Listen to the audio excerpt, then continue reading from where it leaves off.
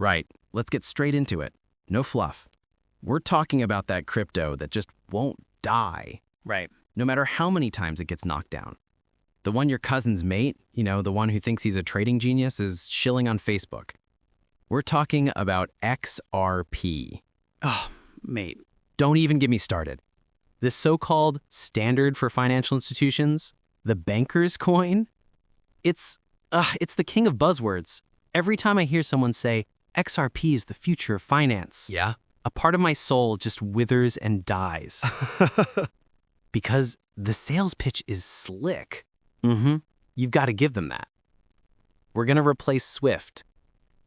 No more waiting 3 days for your money to cross the pond. Right. It'll be instant, for pennies. Sounds amazing, doesn't it? It sounds too good to be true. It's like those pop-up ads promising you a free iPhone. The promise is great, Yeah. but the reality is a virus. The whole idea is that XRP acts as a bridge currency. So a bank in London wants to send money to a bank in Tokyo. Instead of, a complicated foreign exchange, Okay. they turn pounds into XRP, send the XRP, and it's turned into yen on the other side. Simple, in theory.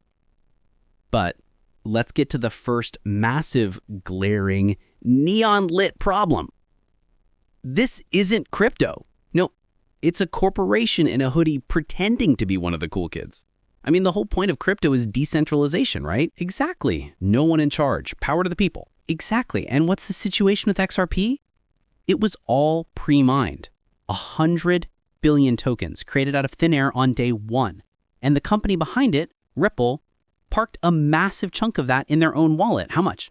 We're talking like 43 billion tokens they still control. Hold up. So it's like we're playing Monopoly? Yeah. But the banker started the game with half the money already in his pocket. Yeah.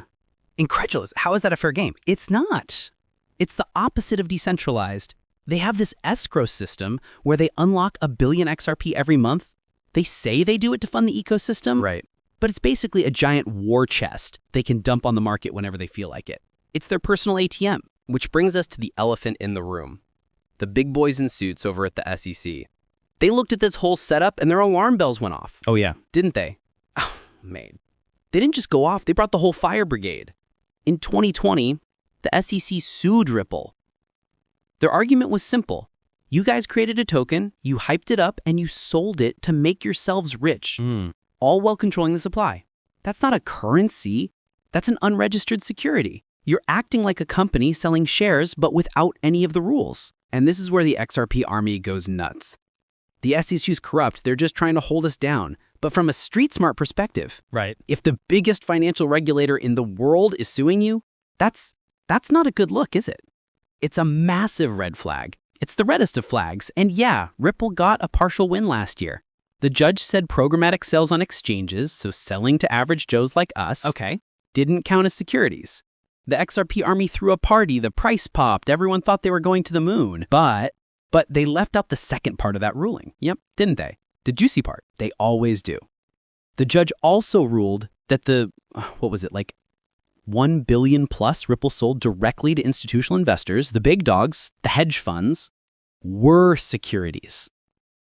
So let me get this straight. The token is a security when you sell it to smart money. Wow. But it's not a security when you flog it to your nan? How does that make any sense? It doesn't. It just means the legal mess is far from over. And it brings us back to the main sales pitch, the banks.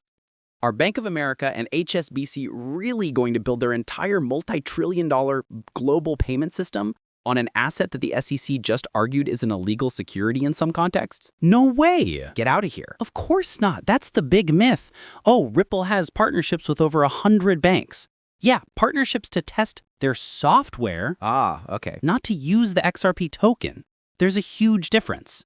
Banks are exploring Ripple's messaging system, which is basically an alternative to SWIFT messaging, but they're not touching the volatile crypto token with a 10-foot pole. It's a classic bait and switch. They sell you on the dream of XRP adoption. Yep.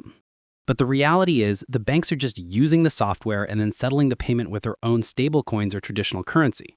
They get the speed without the headache of holding a token that can drop 20% while they're having their lunch. And that's the killer. The actual demand for the XRP token from the institutions it was designed for is practically zero.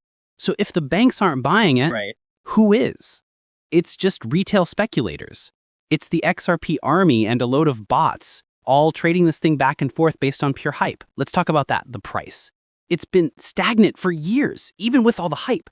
People who bought into the 2017 bull run are still down bad. And there are all these theories about price manipulation. With Ripple holding so many tokens, they can effectively control the price, can't they? It's called price suppression. If the price starts to run up too fast, they can just sell some of their massive stash to push it back down. Or if they need to fund their operations, they sell. Their actions directly impact the price far more than any normal market forces. We've even seen court documents mentioning that they used bots in the early days to create fake volume. Ugh, it's just a mess. It's just a mess. So let's break it down for the Big Short Club. You have an asset that's massively centralized, giving the parent company godlike control. It's got a huge regulatory shadow hanging over it, yeah. With the SEC basically calling it an illegal security for institutions. The primary use case, bank adoption, is a myth, and its price is at the mercy of the company's own selling pressure. Sums it up perfectly. It's a house of cards built on a foundation of marketing fluff. You're not investing in a decentralized protocol. No. You're placing a bet on a single company to win a fight against global regulators and somehow convince the entire banking industry to adopt their private funny money. It's a mugs game. You've got more chance of finding a unicorn in your back garden. If you're looking for asymmetric bets, this ain't it. The risk is all on the downside. You're better off putting your money on a 100-to-1 horse at the Grand National, right? At least that's honest about the odds. Look, if you've been burned by XRP, or you're one of the smart ones thinking of shorting this thing, yeah, you need to be in our circle. We call out the rubbish so you don't have to step in it, absolutely. We've got a private chat group where we tear the stuff apart daily. The link's down below. If you want to say thanks for saving you from the XRP army, sign up with our CEX referral links to get your trading fees down, hop in the chat, and have a laugh with us. Seriously.